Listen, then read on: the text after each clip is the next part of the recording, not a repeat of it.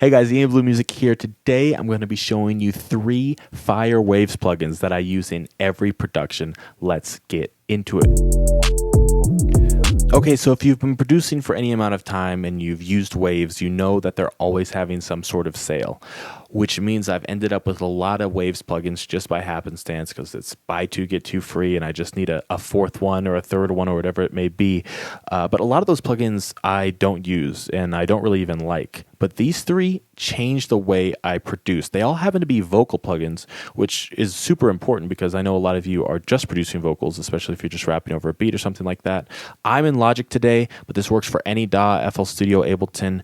Let's get into it. I'm going to show you each of these plugins and what they do. Here's the production I'm working on.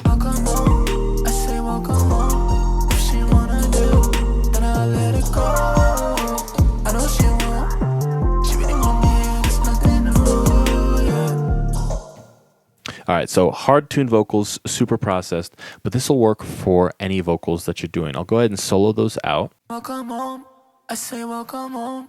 If she wanna do, then I'll let it go. I know she won't. All right, now the first plugin we're going to be looking at is Manny Marroquin's Triple D.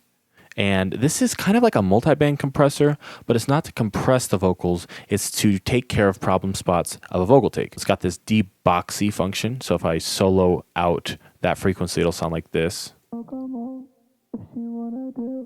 Kind of compressing those low mids, make it less boxy, a little bit more clean and airy. Then you got this D harsher, which is those high mids that can come across as harsh. You can adjust the frequencies on all of this per vocal take or per taste.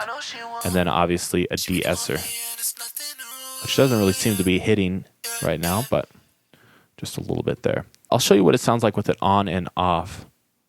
Welcome home, I say welcome home. If she wanna do, then I'll let it go. Put a little boost there. She won't. She really won't. And this is great if you have a mic that's maybe not great or doesn't really have the tonal characteristics that you want, or if you just want to polish up a good vocal take. You can squash it down like I did, or you can just use it pretty subtly. The next one. This is super important too, especially if you're in FL Studio, because I don't think they have a saturator. This is Abbey Road Saturator. I have not gotten too deep into this plugin yet. It's a little intimidating, honestly. It's an emulator of an Abbey Road Saturator.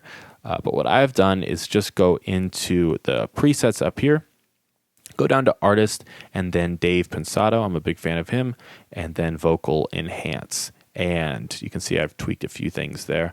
But that just gives a little bit of extra frequencies in between the frequencies of your vocal. Makes things a little more full, makes things a little bit more like shimmery, but also a little warmer.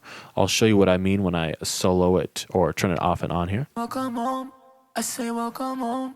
If she wanna do, then I'll let it go. I know she won't. She really want me and it's nothing new, yeah, yeah. It makes those mids a little more present and gives a little bit of a boost to the highs. This I would use on any vocal take.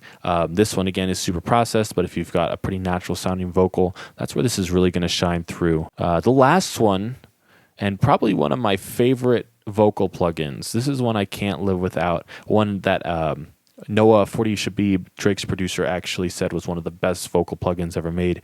And I can see where he's coming from because it's just such a good utility plugin to get vocals just sounding a little better. It's just it's a compressor essentially, and it's only got really one knob. You've got this threshold adjuster here, and then you've got your output, and then I don't really use the gate energy slider here. Really, the main thing you're looking at is this compressor threshold, and it just gently, in a good way, I can't really explain it, but whatever the settings are on the back end of this compressor just makes it sound so nice. I have it on the tail end of all my vocal chains just because it can catch any sort of peaks or little dynamic glitches or compress the reverb and delay to sound a little bit better. Kind of just polishes off the last guy on my vocal channel there. And I'll show you what that sounds with it on and off. I've got it pretty squashed down, and I like it squashed down, but it's also nice to just have a little bit of a subtlety on the end of your vocals. I say welcome home. If she wanna do, then I let it go. I know she won't. She really want me and it's nothing new, yeah, yeah, yeah. So I was switching it on and off there. Super cool. And I'll just go ahead and turn all those plugins off just so you can see how much these particular plugins will make your vocal track shine. So the Triple D, Abbey Road, and R-Vox. I say welcome home. If she wanna do, then I'll let it go. I know she won't. She really want me and it's nothing new, yeah, yeah, yeah. Thanks so much for watching, guys. If there's any other Waves plugins that you've used that you love, let me know in the comments because there's so many of them. A lot of them just aren't that interesting to me, but I'm sure you guys have discovered some that work well for your productions. If you have any questions, let me know in the comments. As always, I appreciate you watching. I'll catch you on the next one.